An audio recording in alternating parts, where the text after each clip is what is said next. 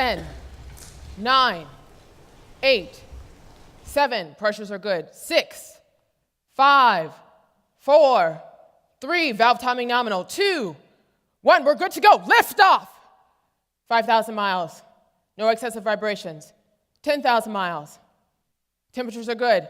15,000 miles, 17,000 miles. Yes, we are in outer space.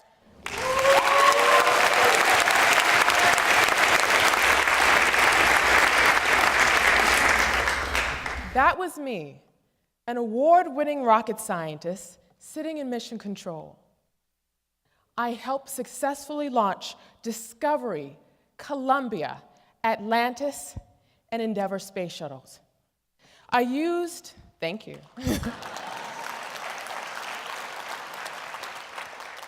I used mathematics and science to calculate the probability of catastrophic explosion within the space shuttle's flight. In all, I helped launch with a great team of people, 28 space shuttle missions into outer space.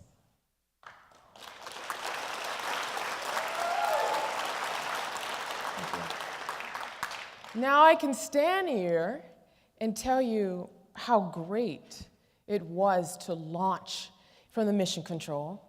I can tell you how it was like to sign off and authorize multi-million-dollar engine tests. But I'm not. I can tell you how great it is to be an author and a TV host now. But I'm not. Rather, I'm going to talk about you and me and what comes in our mind in the middle of challenges. Fear. Fear. What have you always wanted to do in life? Do you want to be a multi-million-dollar business owner? Do you want to be the first in your family to graduate from college? Do you want to start a family? Well, for me, I always wanted to be a rocket scientist, but obstacle and roadblocks came into my path where I questioned whether or not I'd be able to do it. The truth is this: if we do not have a way to reprogram our minds to overcome fear, we will never be successful at our own specific missions in life. But there's good news. I have personally devised a 3-step method to overcome fear and reprogram the brain using 3 key decisions, and I'm going to share them with you today. The first decision is this: you must name and reject your fear. You must name and reject your fear. Now, the easiest way for me to tell you about all these 3 decisions is to take you back in my life and to share with you what happened with me so you have a better idea of how to use these 3 decisions. And it started when I was 6 years old, and I'll never forget that day. I went on a field trip to the Jet Propulsion Laboratory, and there it was wonderful. I remember seeing these big engines and these jets, and we went to their mission control room, and it was amazing. I saw these big TV screens on the wall and these red plush chairs, and I also saw pictures of men launching rockets, and I said to myself, I want to be just like those men. Now, I'm not quite sure if you've noticed, I wear stilettos and skirts. I am definitely a woman.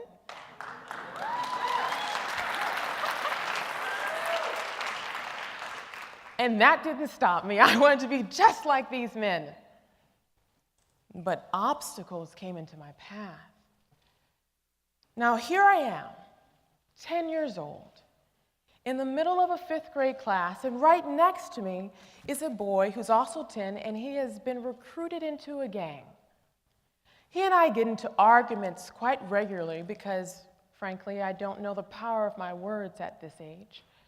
And he wears this ring on his finger that he files down so it acts just like a knife. And so one day in a heated argument, he takes this ring and he socks me right under my eye. Now, being a champion, an Olympian, I stand up to defend myself, and everything goes blank. I cannot see one thing. I am later rushed to the hospital, and I have 5 layers of stitches placed in my face, and the surgeon tells me I'm lucky. Had it been any higher, I would have lost my eye. Now, I'm pulled out of school for months, where right next door there's a crack house, and I see people getting high on the outside of my bedroom window. And our mother has us sleep in the bed in a certain direction, so if the bullets came through the house, if it came through the walls, it would hit our feet first and not our head. So in the middle of downtown Los Angeles, in poverty, face disfigured, and I want to be a rocket scientist. Next, I am placed into another school where I fail algebra, then I fail geometry, and then I go to a performing arts school and I fail chemistry, then make a D in calculus. Then a blessing occurs. There's this man, this teacher, and he says that if anybody wants help for their AP calculus exam, he would tutor them for free. So I jump at this opportunity, and I catch the bus 2 hours each way just to sit with this man for 1 hour. And I remember looking at the information, and I remember thinking, wait, I can get this. I can get this. I may not understand it now, but I will. I'm not going to let failure stop me. And that was the first time I learned to name and reject my fear. It would be a beautiful story if I told you that I took the AP calculus exam and passed it, but no, I failed it miserably. But what I learned is that process to invest in myself and others in education.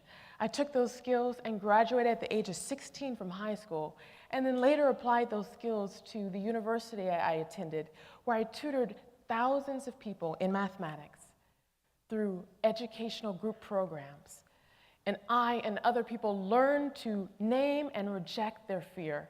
And I fortunately was able to be one out of top 5 graduates out of a 6,500 graduating class. You must name your fear and reject it.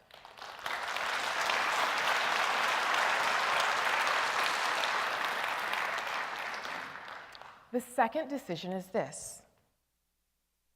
You must reprogram your brain with different thoughts. You must reprogram your brain with different thoughts. You know how you have a computer and it may be infected with a virus, and you have to take the virus off the computer and reboot it so it operates correctly? Well, our brains are the exact same way. What we have to do is take the virus out, what's called fear. And I learned this my first couple of months working as a rocket scientist. Now, I'm going to share a secret with you. When I first started in rocket science, I was completely intimidated. I remember going inside this room, and there was around 200 people in this room. And I remember looking around, and I was the only woman. And then I remember looking around again, and everyone was at least 20 years older than I was. And I was hearing all these words I didn't know. Beads of sweat would come down my forehead as I was hearing SSME, ITAR, RP1, ISP. I didn't know what any of this was, and that fear started coming into my brain again. And I didn't know whether or not I'd be able to make a significant difference. Then, a couple of weeks later, I had my second epiphany. I remember going into this room, and then I realized, wait, I'm educated, and I work hard at everything I do. I may not be able to make a significant difference now, but I will. So that's what I did. I literally told myself, I'm going to make a big difference here. And I found mentors to show me what SSME meant, which was the Space Shuttle Main Engine. The Space Shuttle Main Engine was huge. I found out where every single duct, line, weld, tube, every valve was placed, enough so I was able to help redesign new engines and sit in mission control. This work allowed me to become one of the youngest engineers of the year. You must reprogram your brain with different thoughts. And the last decision is this. The last decision is this. You must rebuild your brain. You must rebuild the neurons in your brain by taking action. Now, we've all been there. We've had to lose weight, we've had to get in shape, and it's not enough to simply say, all right, I'm gonna get in shape, and then you sit on your couch. You've got to go to the gym, you've got to climb those stairs, you've got to get on a bike, you've got to do something to activate your muscles so you lose weight. Well, our brains are the exact same way. The way that we exercise our brain is by taking action in direct opposition to our fear. Now, in every single one of these cases, I learned something specific. I and other people were suffering from what I have personally coined as mathophobia. Mathophobia is a severe fear that happens in the reptilian part of the brain that shuts off the frontal brain lobes, rendering someone completely paralyzed when it comes to problem solving. Anytime someone has fear, the problem solving is completely turned off. But when we take action in direct opposition from our fear, something amazing happens. Neuron transmitters are created and built within our brain, turning off fear, creating pathways to fire off our frontal brain lobes. And when our frontal brain lobes fire off, we're able to do great things. And I recognized this after I left rocket science. When I left rocket science, I was offered a prestigious position for a banking institution, only to recognize that I loved science and education far more. So I left banking and I decided to be a part-time mathematics professor. But when I did that, the entire United States economy tanked.